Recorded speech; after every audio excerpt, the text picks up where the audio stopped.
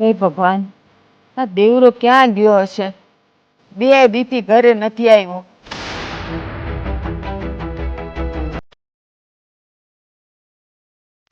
ભાભી, આ દુનિયામાં બધાય રોગનો ઈલાજ છે, પણ આ વિરહના રોગનો કોઈ ઈલાજ નથી.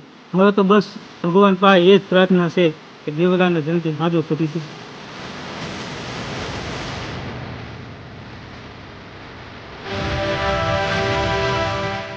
હું થયું પણ?